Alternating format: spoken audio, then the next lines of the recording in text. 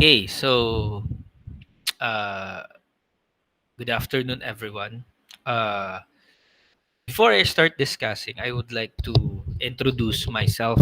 No, my name is Ricky Oliveria. Uh, I will be your instructor for the IT era.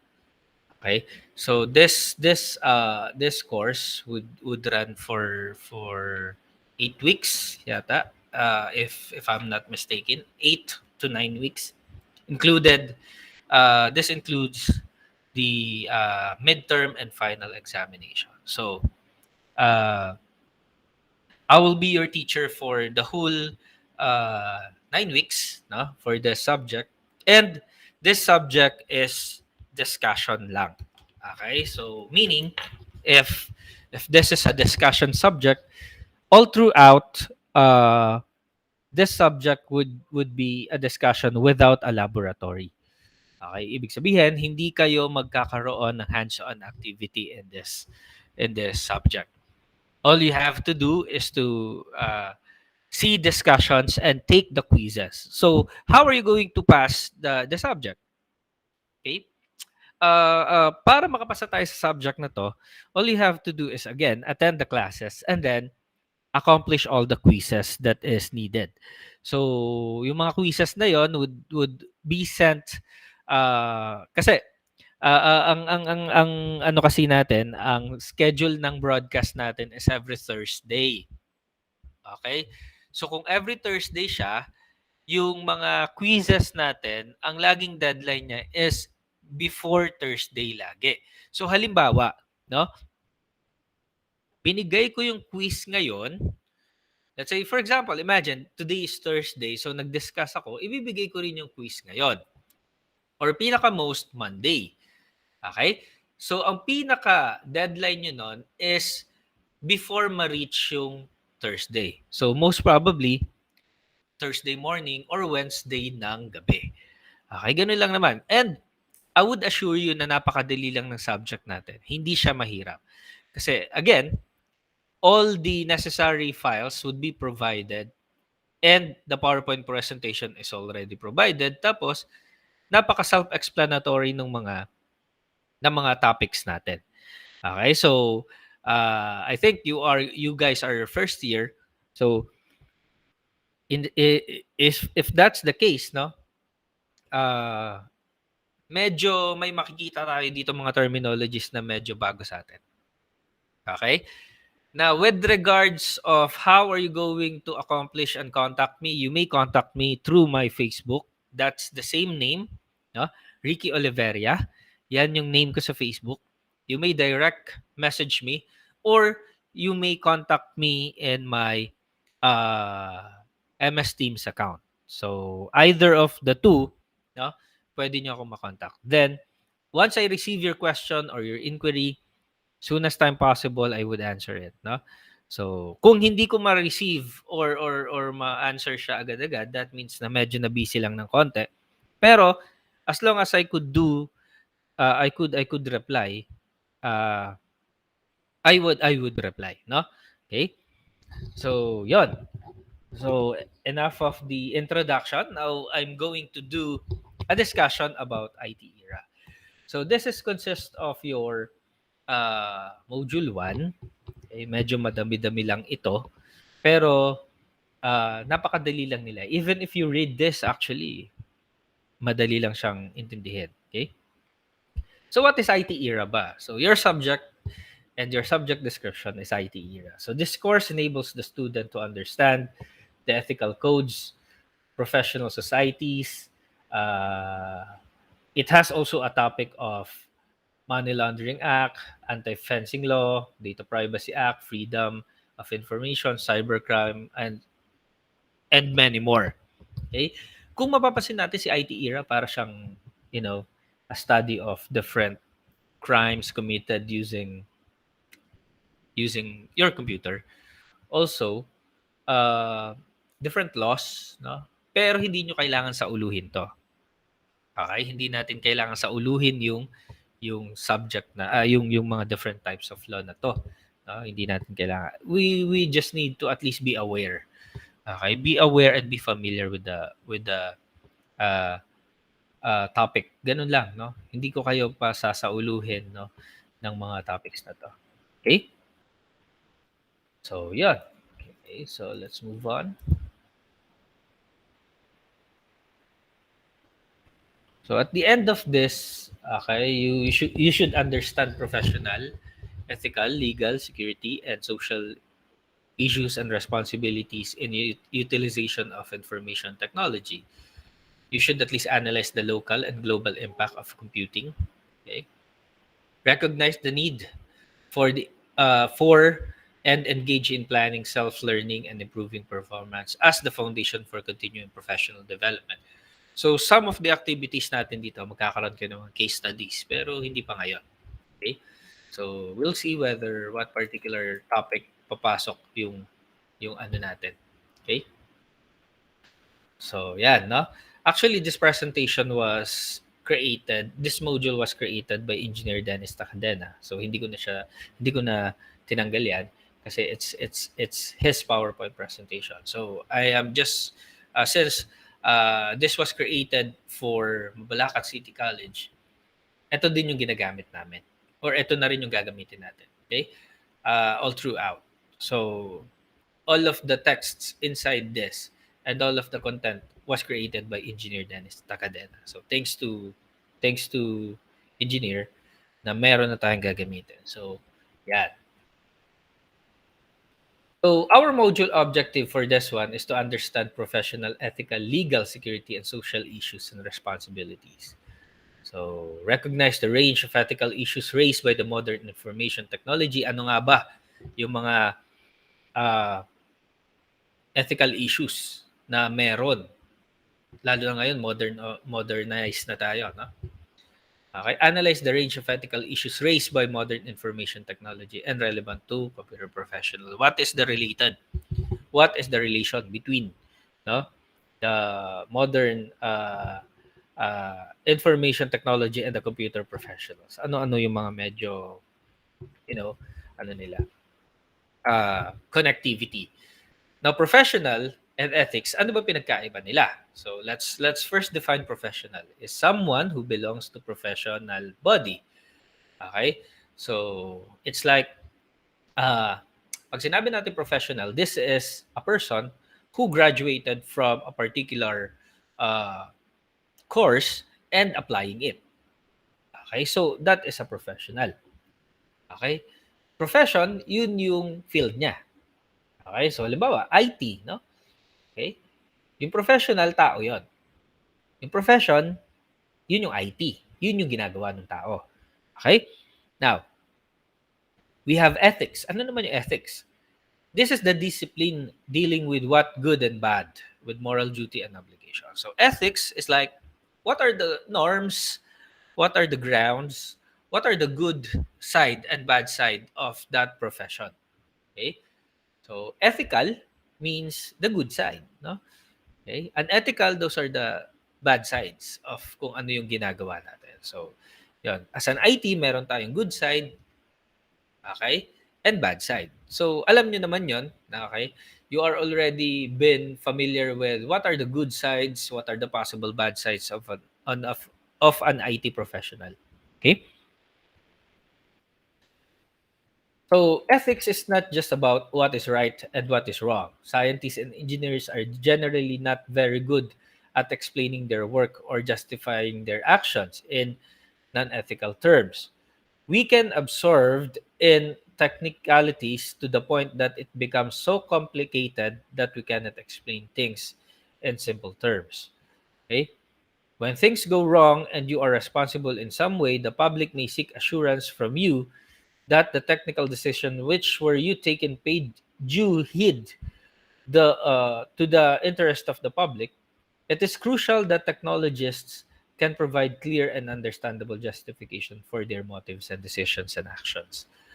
So, yeah, no? So, summing this up, ethics is not just, what is good and bad. No? It's like how ethics is also how you decide on creating things. Like, for example, nag-create ka ng isang system for the company, isang program for the company.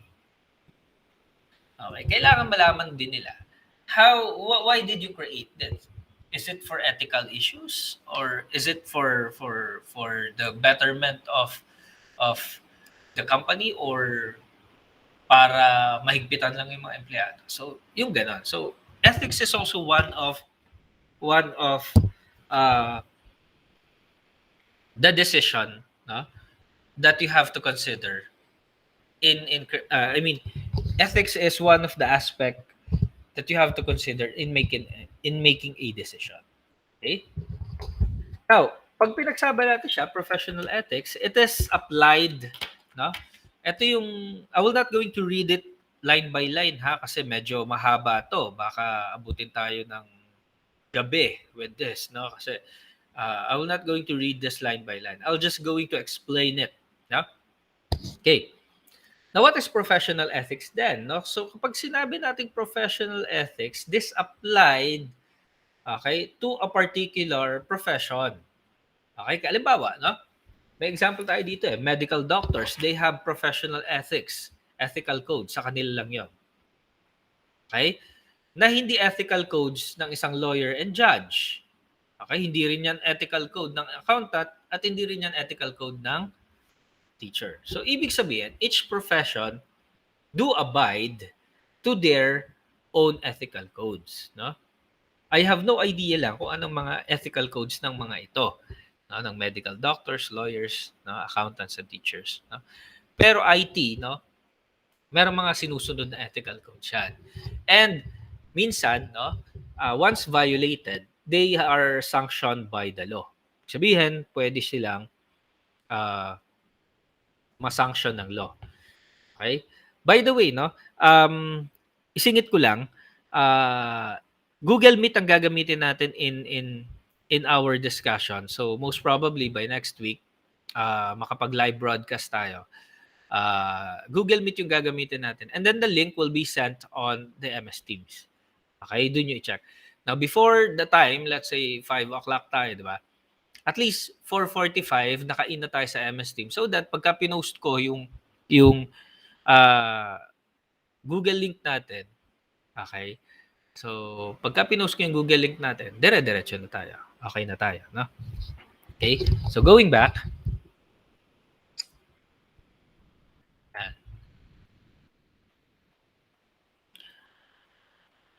So, some of ethical issues are controversial. Totoo yan, no? So, minsan, no, yung ethical issues in different professions are controversial. So, also, professional ethics are the most fundamental ethical values.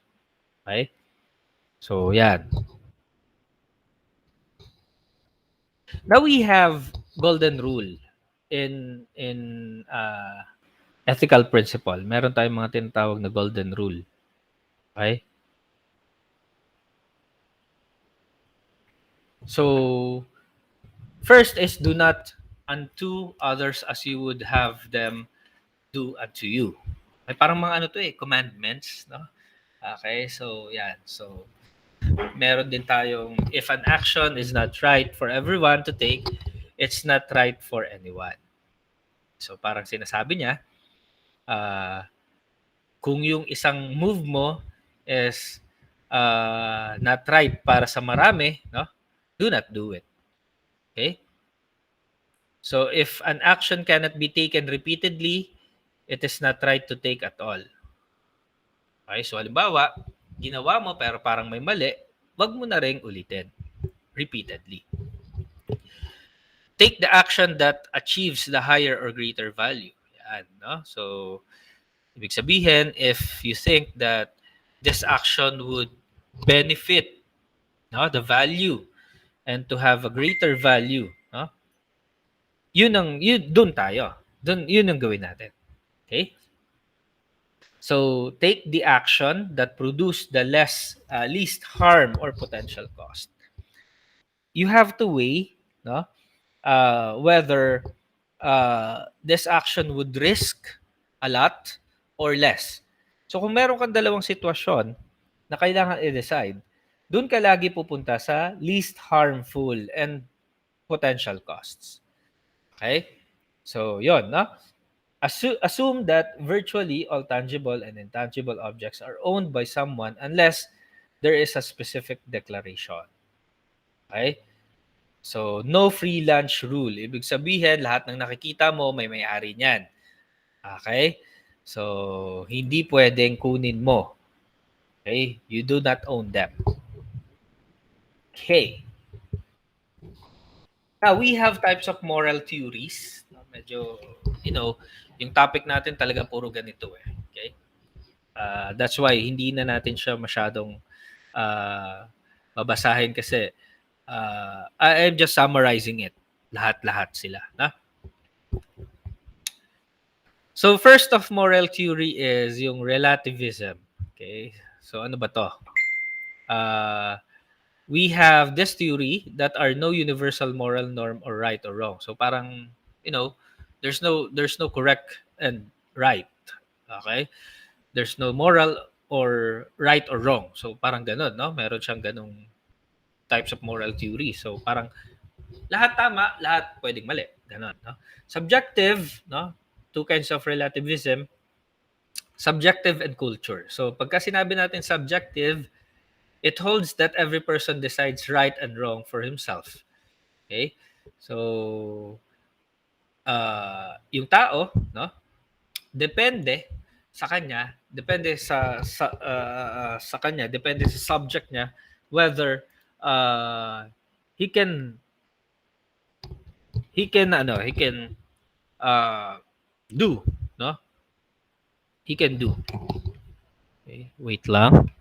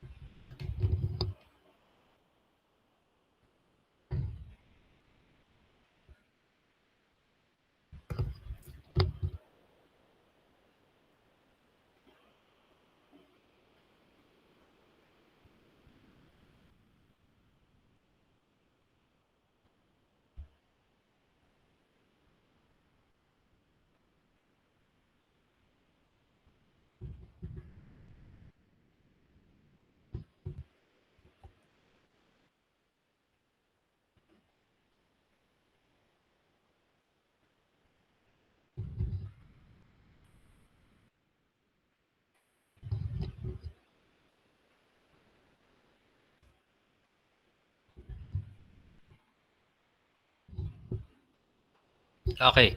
So going back, next is culture.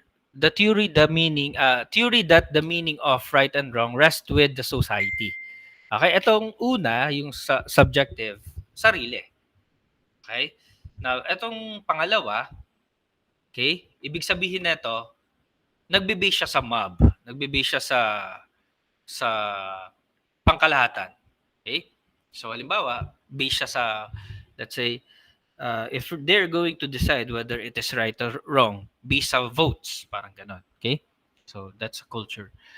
Okay? So meron tayong tinatawag na divine command theory. So theory is based on the idea that good actions are those aligned with the will of the God. Okay? So ibig sabihin, if it is, kung halimbawa, Katoliko, may sinusunod na Biblia, okay? So, yon, ganun siya. So, based dun sa kung what is written on the Bible. Next is ethical egoism. Okay, is the philosophy that each person should focus exclusively on his or her self-interest. In other words, the morally right action for person to take in a particular situation is the action that will provide that person with the maximum long-term benefit. So, yan, no? Ethical egoism is focused on self-interests. So, halimbawa, kung ito interesado ako, no? If I think this is right, I would do it. Okay? If I think this is wrong, I would not do it. Okay? So parang titignan ko rin whether it would benefit me in long term or in short term, okay? Before I decide. Okay? Meron tayong consequentialism. So ito naman based on consequences. Okay? So the end will justify the means. Meaning parang ito ba is masusustain ba yung dapat na ah, gawin natin, parang ganon. Okay, ito ba marireach natin yung goal natin? So yan, no? Next is Kantianism. So ito naman, theory that consequence of the action. So deontologists believe that moral decisions should be made based on one's duties and right of the other. So parang binibase nila to. Parang may paniniwala sila na uh, act morally regardless of the consequence. So you have to do what is right regardless kung ano yung magiging resulta. Parang gano'n. Okay? So next is persuasive power of ethics and the law. It cannot be denied that the persuasive power of ethics and morals to every one person is weak compared to the persuasive power of the law. Okay? So, parang gano'n. So, it's like, meron kang batas, eto dapat yung sundin mo. Okay? So, yun. Let's move on. Codes of ethics and professional organization. So, merong in an organization and as a professional, no, meron tayong different uh, codes of ethics. So, tingnan natin.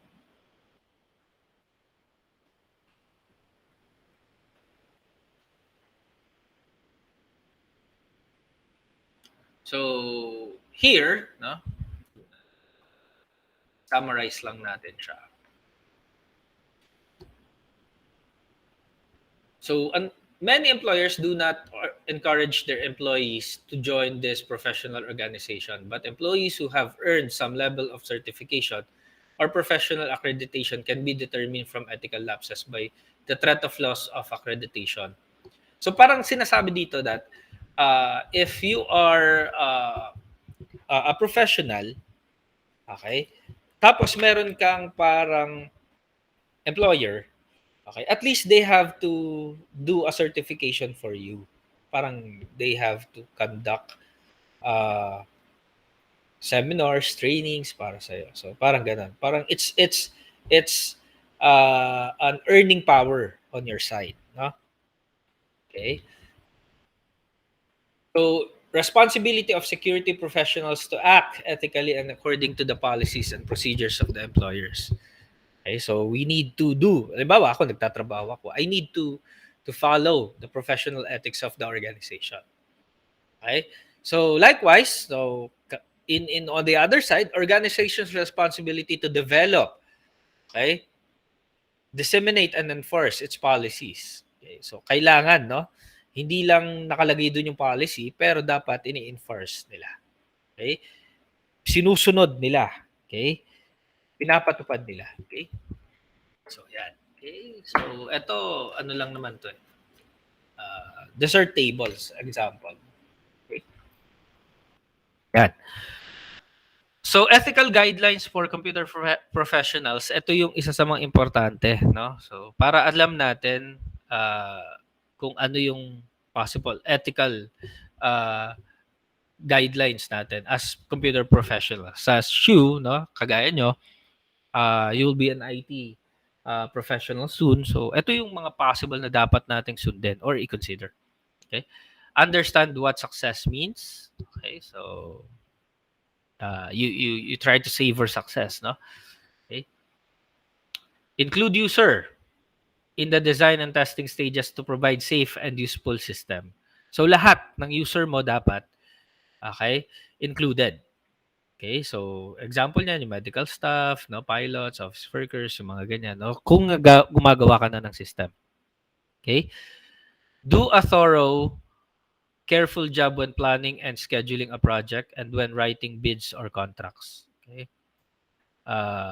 Design for real users. So hindi para sa sarili mo pero para sa mga talagang gagamit ng system. Okay? Do not assume that software is safe or correct. Review and test it. So, halimbawa, ginawa mo na yung software, wag mong i-assume na talagang perfecto na yon. No? Meron at meron na. So, you have to review and test your software. Be open. Be open and honest about capabilities, safety, and limitation of the software. So,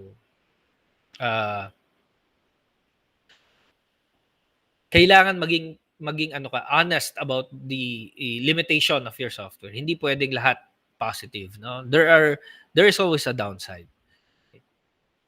Require a convincing case study for safety. So bago mo gawin, you ask for a case study. No? Pay attention to defaults. So ano-ano yung mga in defaults mo? And also develop your communication skills. Okay?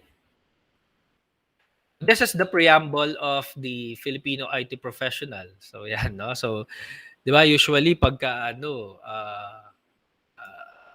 before ang preamble talagang nire-recite pero I will not going to ask you to recite this. Okay? Okay, so medyo mahaba-haba 'to. Hindi naman. Kailangan lang mabasa natin and maging familiarize tayo. Kahit nabasahin lang natin, i-rundown lang natin, no? Yung preamble natin. Okay? Yung mga code of ethics natin. Okay? So ito, no? Napaka self-explanatory nito. Okay, I will not going to spoon feed you guys, no? Okay, so basahin natin ito, naka-upload ito. Okay? So let's move on with ethics and information security. Basahin natin yung preamble kahit na ano lang, parang what do you call this? Simple ano lang, yung isang rundown lang, no? Mabilisan lang. Hindi naman natin kailangan sa uluhin kagaya nga na sinabi ko.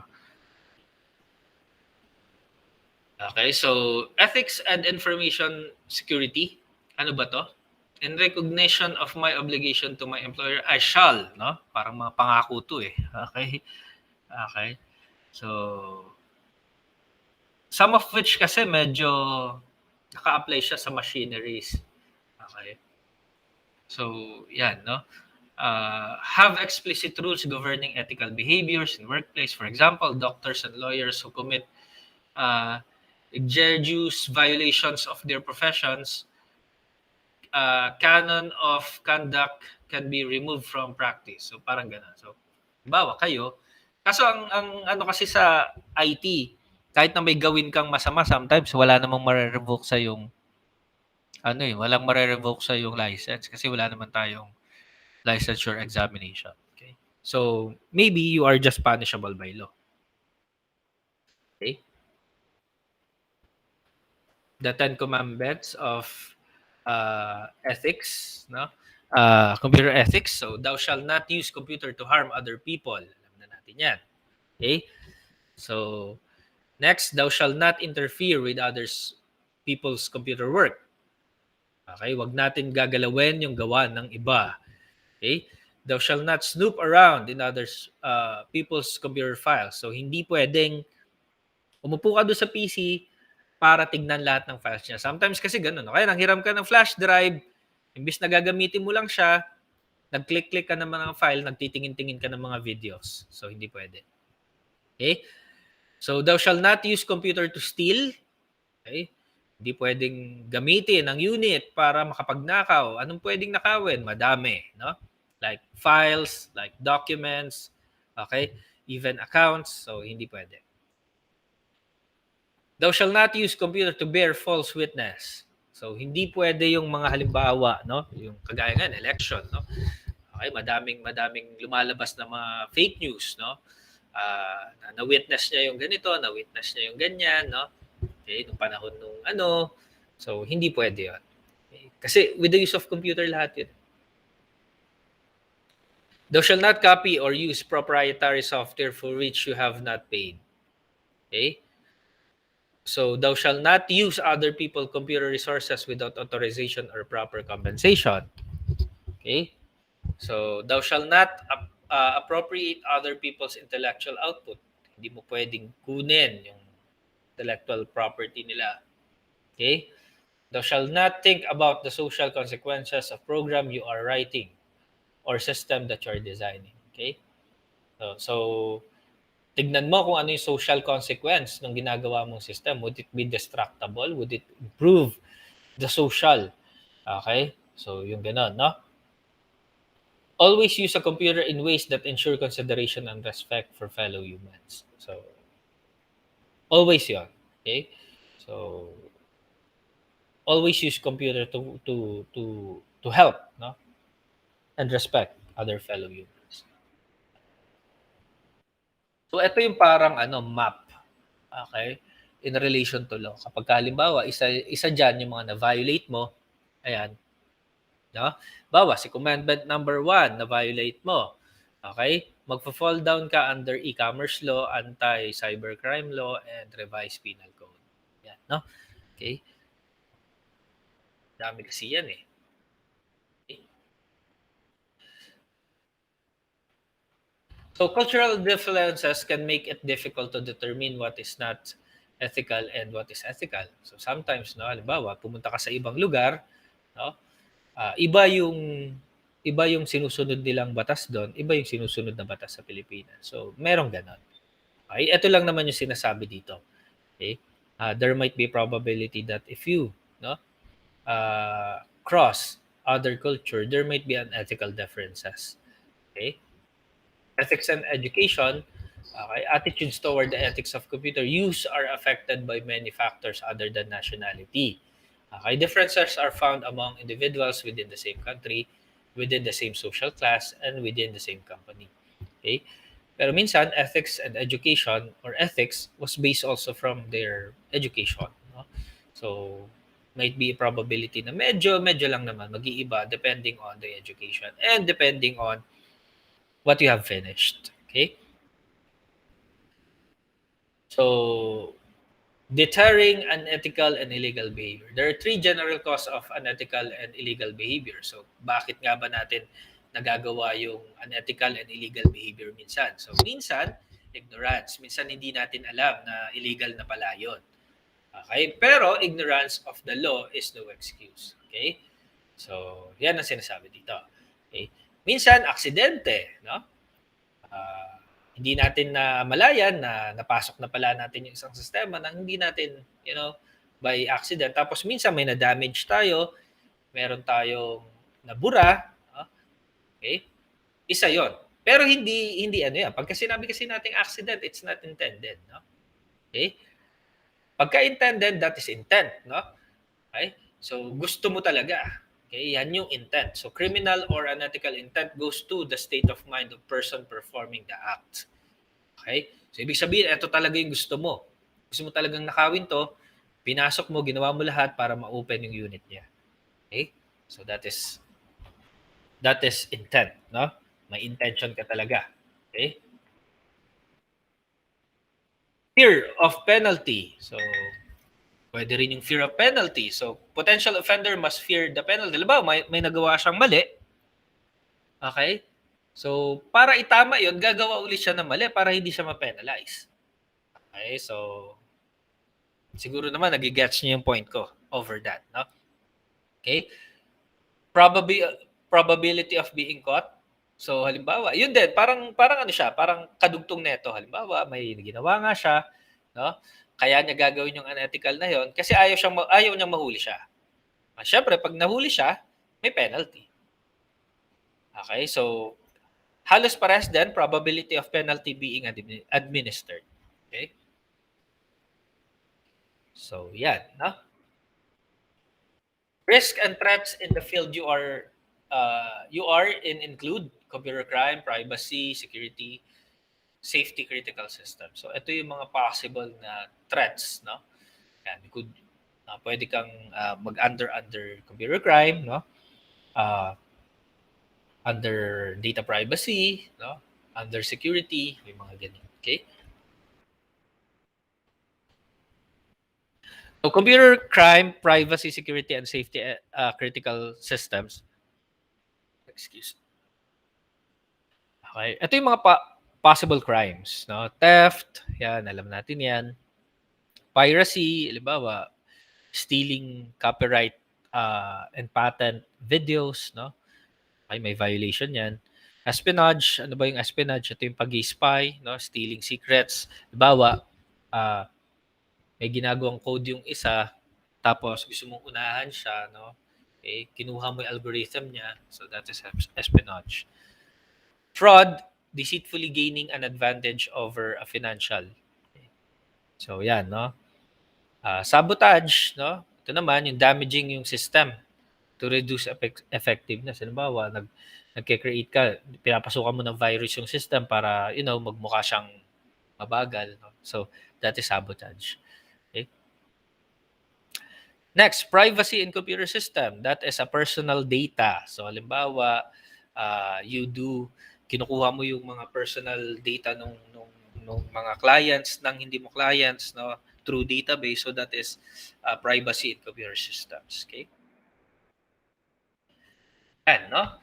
So, computer security can be increased by the following. So, verification of identities, no? Authentication of message. Ito yung mga possible security na pwedeng i-ano mo, i-apply, okay? For safety systems, no? Access control, audit trails, no? Audit trails, ano ba 'to mga to? Yung mga logs, no? Para makita. Then risk analysis, yung mga yan. Okay? So those are the law and ethics and information security. So ito, meron siyang mga parang Republic Act. No?